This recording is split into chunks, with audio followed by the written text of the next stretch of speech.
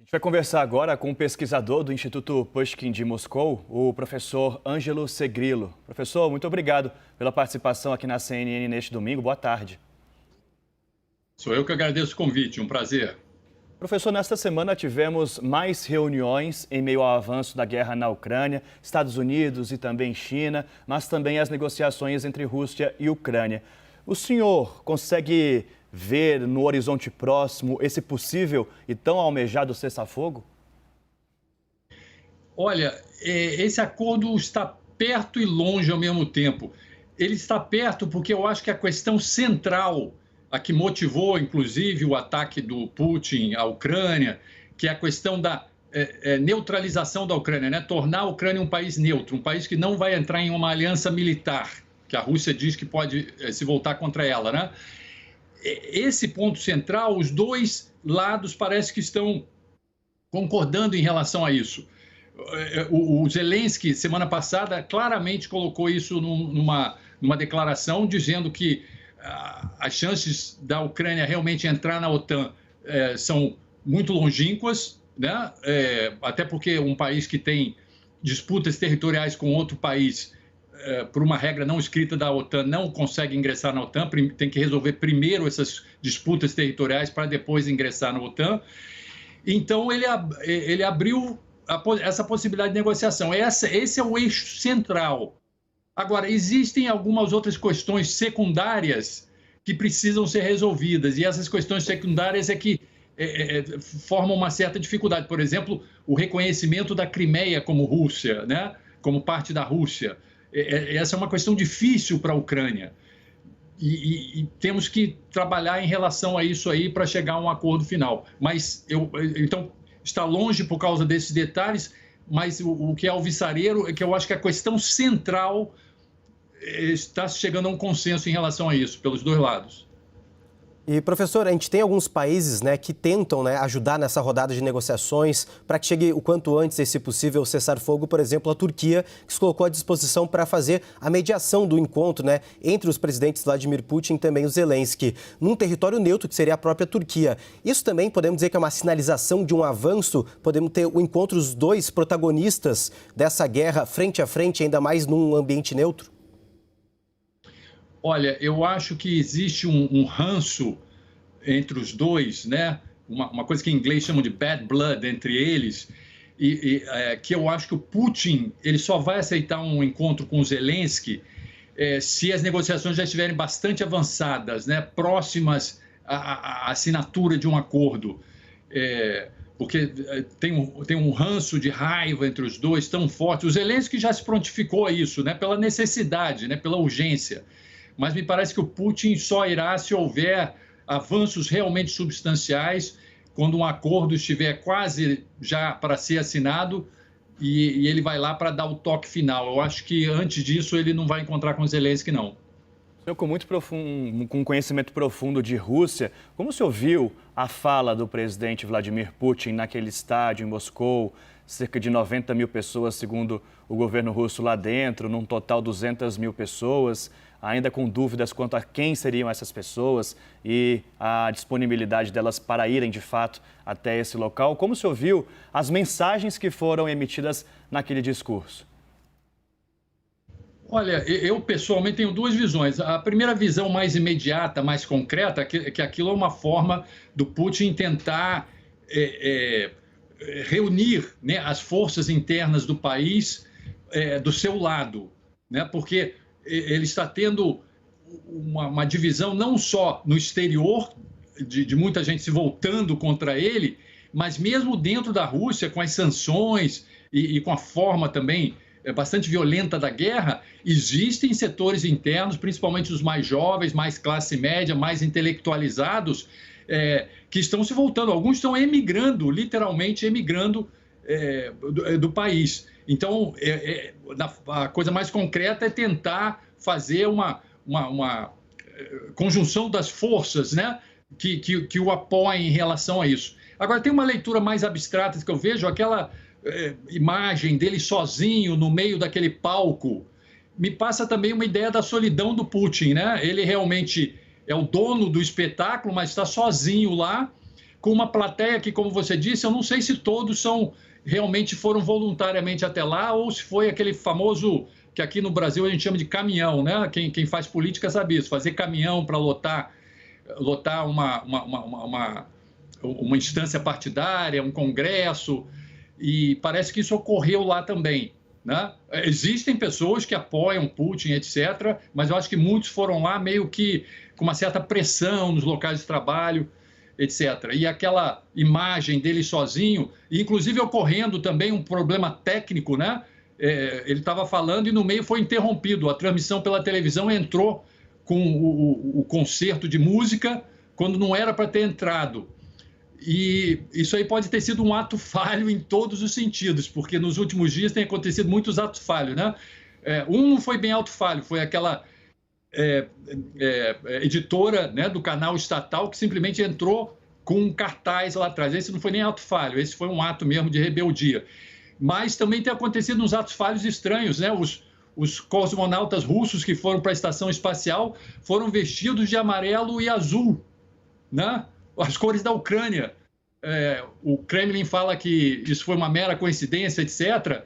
Mas acontecendo essas coisas estranhas, né? De cortarem na televisão o discurso do Putin no estádio, astronautas indo para o espaço, lá do espaço com gritantemente cores da Ucrânia. Sim. Isso também pode ser, se não é um ato intencional, pode ser um ato falho no sentido freudiano também. Professor, falando ainda de China e considerando essa informação que trouxemos do ministro das Relações Exteriores chinês, que disse que a história, o tempo vai provar que a China está do lado certo. Como você avalia isso? Eu acho que os americanos e o Biden cometeram um pequeno erro diplomático na forma de comunicação com a China, né? E eu acho que aí tem aspectos culturais aí. Os americanos, eles são mais diretos, né? Utilizam mais os meios de comunicação. E os chineses são mais de trabalhar por trás dos bastidores. Então, aquele estardalhaço que fizeram antes do encontro, antes do encontro telefônico, né? De comunicação dos presidentes, isso é uma coisa que coloca a China de pé um pouco atrás, né? Eu acho que teria sido mais produtivo se os americanos trabalhassem mais nos bastidores, levando aquela mensagem, do que fazer aquele estardalhaço e colocando a China como se fosse numa parede. E então eles reagiram bem à chinesa, né? Também não foram bater de frente, mas estão deixando claro aos poucos de que não vão ser intimidados, né? E agora, qual o resultado final prático disso? A ver, porque essa relação da China com a Rússia, que muitos acham que é uma aliança, não é bem assim. Os interesses são diversos, o que os une é uma tentativa de fugir à unipolaridade, ao domínio unívoco dos Estados Unidos. Eles querem um mundo mais multipolar. Mas, para além disso, existem muitas frestas entre eles, né? A China não quer balançar o barco da economia mundial, porque para ela interessa o comércio mundial, que ele flua bem, que ela venda muitos produtos, compre muitos produtos. Então, para ela não é nem interessante toda essa coisa na Ucrânia, né? Por outro lado, eles têm essa aproximação com a Rússia nessa coisa contra a unipolaridade americana, então eles fazem um equilíbrio entre isso. E eu acho que, no terreno diplomático, os americanos têm que tomar cuidado, estudar um pouco a cultura chinesa na forma de comunicação, para evitar de criar um problema extra, né? De além de ter um problema com a Rússia, ter um problema com a China, que não interessa a ninguém, nem a própria China. E, professor, em uma entrevista exclusiva, um pouquinho mais cedo aqui, mesmo a CNN Internacional, o presidente da Ucrânia, o Volodymyr Zelensky, ele disse que está pronto para conversar aí pessoalmente com o Vladimir Putin, mas ele disse que caso aconteça, então, qualquer tentativa de falha nessa negociação, pode acontecer uma terceira guerra mundial. Como o senhor avalia essa declaração do presidente ucraniano? Olha, realmente uma possibilidade, como possibilidade existe, mas eu acho que o Zelensky ele adota uma técnica muito de tentar puxar o Ocidente para o mesmo barco totalmente da Ucrânia, né? Ele pede a zona de exclusão aérea, uma maior intervenção da OTAN, porque é do interesse e necessidade da Ucrânia. Mas são algumas coisas que o Ocidente não pode fazer, senão vai arriscar realmente uma terceira guerra mundial, né? De entrar ali ativamente, fazer uma zona de exclusão aérea. Então, eu acho que é parte do discurso do Zelensky, pela sua necessidade de conseguir apoio, tentar fazer uma estratégia meio de amedrontamento mesmo, né? Olha, se vocês deixarem acontecer isso aqui, não vai parar aqui, vai continuar além disso, né? Que aí seria uma forma de trazer a OTAN, os países da OTAN, né, para atuarem mais ativamente no conflito. Por outro lado, a gente não sabe se é interesse dos países da OTAN atuarem mais diretamente no conflito, pois aí realmente pode generalizar. Então, a gente está num balanço, numa forma de equilíbrio muito delicado aí entre satisfazer as necessidades da Ucrânia, mas sem criar uma guerra mais generalizada. A questão da União Europeia e da OTAN, a adesão da Ucrânia a esses grupos, hoje são questões constitucionais da Ucrânia. Essa neutralidade passaria pela necessidade de revogar esses pontos na Constituição da Ucrânia? Exatamente. Em 2019, a Ucrânia colocou na Constituição que é dever do parlamento e do presidente tentarem implementar a entrada da Ucrânia não só na União Europeia, como na OTAN. Então, para colocar a neutralidade da Ucrânia, a Ucrânia como país neutro, é preciso retirar da Constituição, pelo menos a parte da OTAN, né? Porque nesse momento é anticonstitucional você propor isso, né? Então, esse é mais um empecilho, né? Porque é necessária uma mudança constitucional, não é só um acordo entre os presidentes. Não vai depender só do Zelensky, né? Depende também dos parlamentares ucranianos. Por isso, a pergunta, dado o apoio que vai ser necessário para revogar esse dispositivo constitucional. Exatamente. Agora, eu acho que o Zelensky, a popularidade dele estava diminuindo um pouco antes da guerra, mas subiu muito, tá? Se não me engano, acima de 90% entre os ucranianos, devido à atuação dele na guerra, né? De não ter fugido no país, estar lá comandando a resistência. Então, eu acho que ele vai ter apoio político para essas decisões difíceis, né? Especialmente em relação à questão da neutralidade, em que está havendo um consenso que, sem isso aí, a Ucrânia não vai conseguir sobreviver. E, professor, a ida do presidente americano Joe Biden a Bruxelas, na Bélgica, para uma reunião extraordinária da OTAN, tem uma simbologia, tem um significado muito forte, ele deixar o seu país e ir até lá conversar pessoalmente com integrantes da OTAN?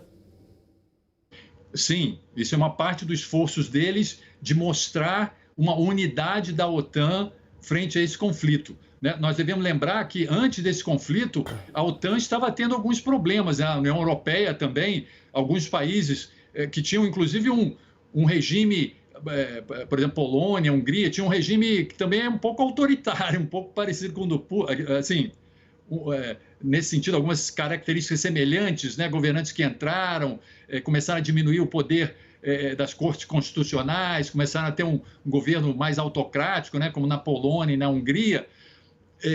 Isso aí criava criou várias brechas, né? Tanto na União Europeia quanto na OTAN. Mas agora todos frente a esse problema comum da Ucrânia, eles estão fazendo uma estratégia comum e todos esses encontros visam exatamente isso, mostrar que eles estão em uníssono, né, frente a esse problema da guerra na Ucrânia. Professor, vamos analisar também essa questão agora da entrevista de Zelensky à CNN, exclusiva, inédita, em que ele fala, olha, se a Ucrânia já fizesse parte da OTAN, isso não estaria acontecendo agora, o senhor concorda? Isso se refere a períodos anteriores, né? Principalmente em 2008, houve uma grande discussão em relação a isso, em que se era mais otimista em relação a uma entrada da Ucrânia na OTAN. E essa decisão não foi tomada pelos países da OTAN naquela época.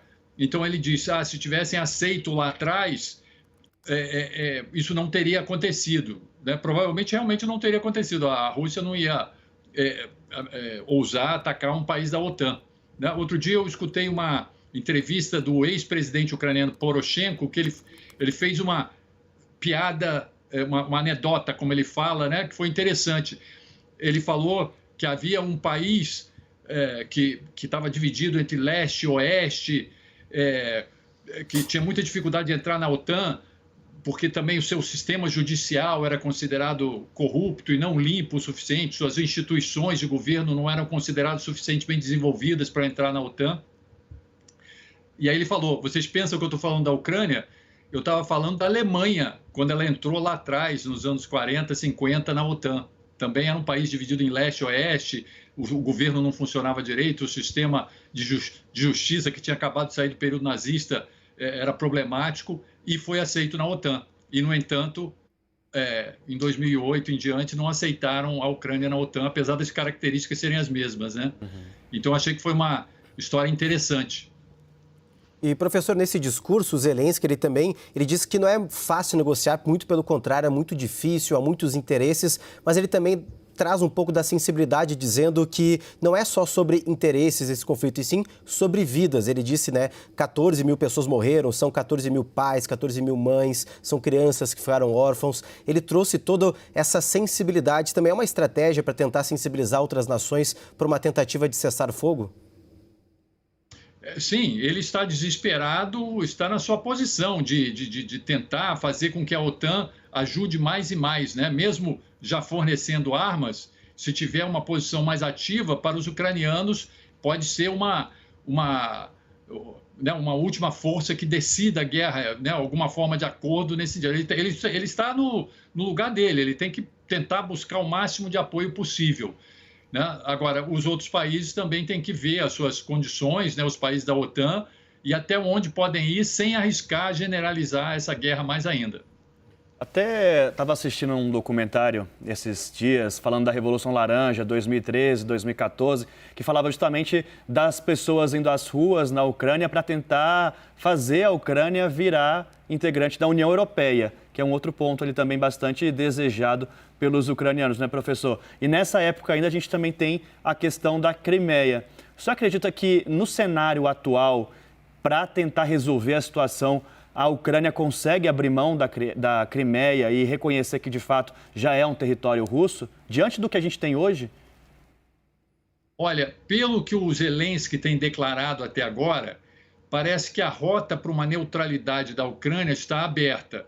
Agora, ele tem falado, como falou nessa nosso último áudio aí, que ele coloca, a questão de reconhecer territórios ucranianos como já tomados pela Rússia, e aí ele se refere às duas repúblicas separatistas e à Crimeia, para ele isso não é possível, né? Provavelmente ele está sinalizando em alguma forma de negociação que faça com que aquelas duas repúblicas separatistas, por exemplo, permaneçam na Ucrânia, mas talvez aí se siga o chamado protocolo de Minsk, que já indicavam nessa direção, que inclusive foram assinados, mas na prática não foram colocados em prática.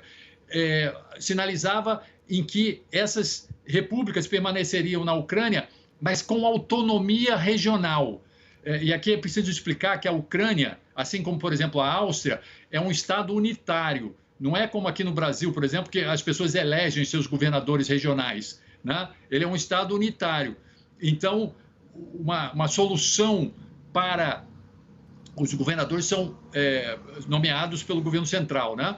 Então, uma solução, talvez, para que essas regiões permaneçam, porque essas regiões são de cidadãos ucranianos de origem étnica russa, né? Mas eles são cidadãos ucranianos. Talvez fosse dar autonomia a essas regiões e elas permaneceriam ainda na Ucrânia. Inclusive, esse foi o caminho preconizado pelos acordos de Minsk em 2014 e 2015, mas que não chegaram a ser implementados na prática.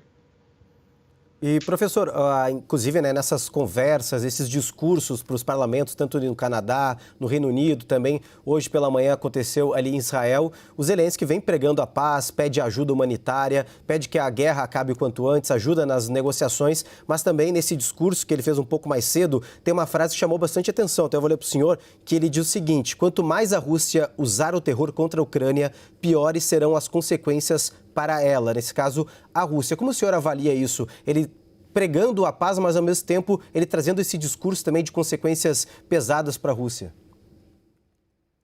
Eu vejo essa frase nem tanto como uma ameaça, mas numa constatação concreta de que a Rússia, talvez essa invasão esteja sendo um tiro no pé dado pelo Putin, porque já alienou a comunidade, grande parte da comunidade internacional, principalmente no Ocidente, contra a Rússia, contra Putin, né?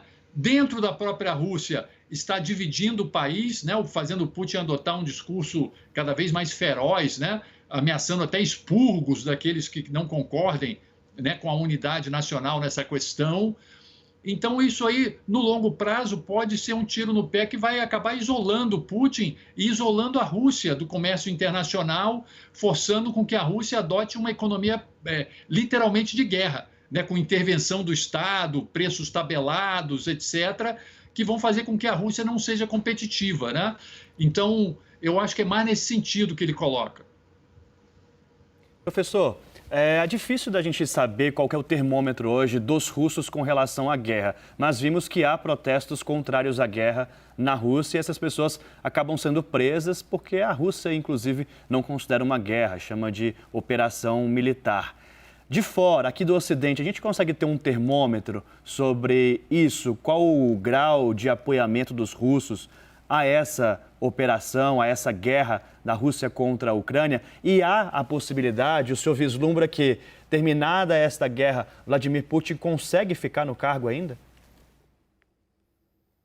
São várias questões diferentes, né? Sobre a questão da popularidade do Putin em relação a isso, houve até algumas pesquisas que indicaram que a popularidade do Putin subiu com isso, inicialmente. Houve uma pesquisa, depois acho que da primeira ou segunda semana, inicialmente subiu. Naquele fenômeno de uma guerra externa, muitas vezes, até os governantes tentam fazer isso, uma guerra externa para desviar a atenção dos problemas internos e tentar reunir o país em torno dessa questão. E fora as pesquisas, em nível mais impressionista mesmo, pelo contato que eu tenho com as pessoas de lá, existe uma camada da população que acredita, porque o que eles veem lá na televisão, e principalmente a camada da população de idade um pouco mais velha, né, que tem a sua informação principalmente da televisão, né, porque os canais de televisão federais que pegam toda a Rússia, todos eles estão direto ou indiretamente ligados ao Estado, então passam aquela visão oficial. E o que eles veem na televisão não tem nada a ver com o que a gente vê aqui. O que eles veem na televisão são que os russos entraram lá para ajudar os próprios ucranianos a se livrarem dos seus governantes nazistas ou neonazistas e para proteger a população ucraniana de origem étnica russa que estava sob ataque, né, naquelas disputas daquelas duas províncias separatistas. Então é isso que eles veem e muitos acreditam, porque eles tiram, muitos não leem jornal porque está mais caro, o pessoal mais velho não tem tanto uso da internet, porque a internet é de onde se poderia ter uma outra visão completamente diferente. Então muitas das pessoas apoiam isso, né?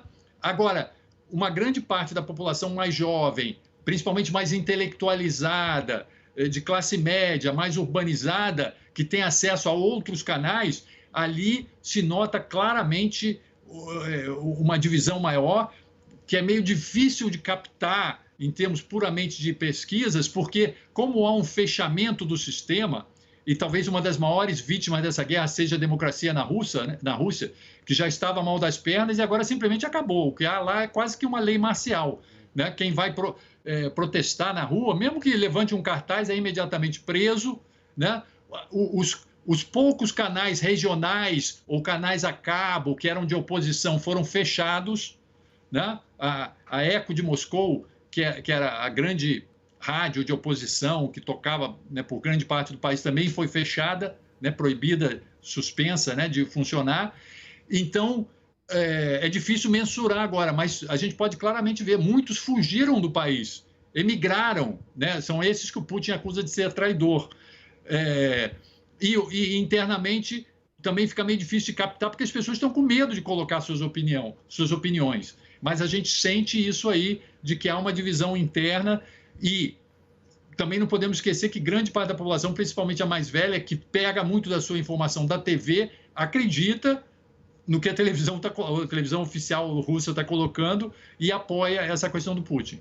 Professor, qual o impacto de uso de uma arma como essa? Como ela funciona? Por que essa informação é tão importante no contexto atual?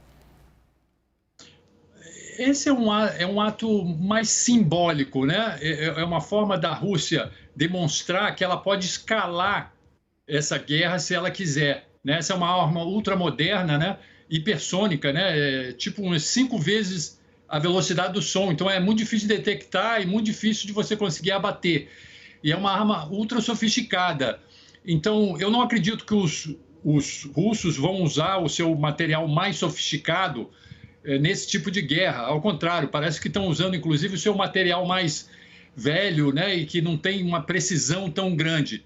Mas eu acho que um uso mais pontual dessa arma é uma forma de testar a arma em guerra, né, porque é a primeira vez que ela é utilizada numa guerra declarada. Pelo menos nós consideramos guerra, né? E uma forma simbólica de dizer, de mostrar o seu poderio, que podem escalar esse conflito se quiserem. Mas eu não acho que vai haver um uso generalizado dessas armas caríssimas por enquanto, né? Isso aí vai ser guardado para um conflito, tipo, se envolver países com a OTAN, etc. O uso generalizado desse tipo de arma cara. E, professor, como é que o senhor avalia o fato da Rússia ter uma reunião do Conselho e fazer insinuações de que a Ucrânia estaria produzindo armas biológicas com apoio dos Estados Unidos?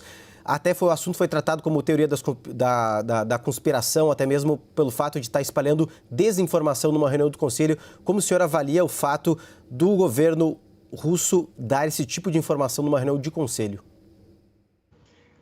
É mais um elemento da guerra de informações, né, que nós temos hoje, que é complexificada, porque antigamente essa propaganda de guerra, a guerra de informação era feita pelos estados, né?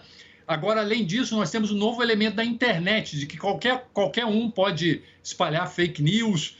Então, é muito complexo. E isso é utilizado na propaganda de guerra para confundir as mentes, né? A Rússia tem pegado alguns pontos que têm alguns elementos de verdade e amplificado isso para confundir um pouco a situação. Realmente, na Ucrânia, há laboratórios que fazem testes científicos, biológicos, né, com questão de vírus, para questões de saúde. Existem, inclusive a OMS recomendou aos ucranianos que fechassem esses laboratórios para evitar fuga de vírus ou algum uso errado disso. E eu acho que os russos estão pegando nessa ponta de uma coisa que realmente existe e fazendo uma hipérbole, né, de que isso aí está sendo usado como arma biológica, etc. Eu acho que isso que está acontecendo. Uma coisa, por exemplo, quando eles dizem que os nazistas estão na Ucrânia, realmente existem neonazistas na Ucrânia, como em muitos países, né? Só que eles não estão dominando o governo central, dominando o Estado como um todo, nessa hipérbole. Então, eu acho que é parte dessa guerra de informação e contra-informação que está complexificada hoje, porque não é só a questão dos estados fazendo isso, né? Qualquer um pode fazer isso e em todas essas narrativas as coisas ficam muito confusas. Mas seria uma tentativa de culpar a Ucrânia, de certa forma, por um possível ataque usando esse tipo de arma? Seria uma tentativa de retaliação? Como é que o senhor avalia isso? Bom, os americanos têm levantado essa hipótese de que os russos estão levantando essa hipótese exatamente para cobrir um uso eventual de armas biológicas posteriormente. Tudo é possível nessa guerra, né? Não há anjinhos nessa guerra. Então não há como afirmar. Pode ser que aconteça, né? Teremos que ver como isso prossegue. Porque armas biológicas, elas não são normalmente utilizadas, né? Houve um uso na Segunda Guerra Mundial, mas em guerras geralmente elas não são utilizadas porque elas também são complexas de usar, um pouco como a energia nuclear, né? Se você usa uma arma nuclear, você pode afetar outros países, inclusive o seu, com essa energia que irradia. As armas biológicas também, se você deixar escapar vírus, se não for muito controlado, isso pode fugir até das fronteiras do país. E como Rússia e Ucrânia são vizinhos, né? Então o uso de armas biológicas é uma coisa complicada, não é tão simples, não é tão eficaz como se parece assim, e pode ser complexo, né? Mas é uma possibilidade. Professor Ângelo Segrilo, muito obrigado pelo bate-papo, por trazer tantos esclarecimentos para a gente aqui na tarde deste domingo na CNN. Até uma próxima. Sou eu que agradeço o convite. Uma boa tarde para vocês.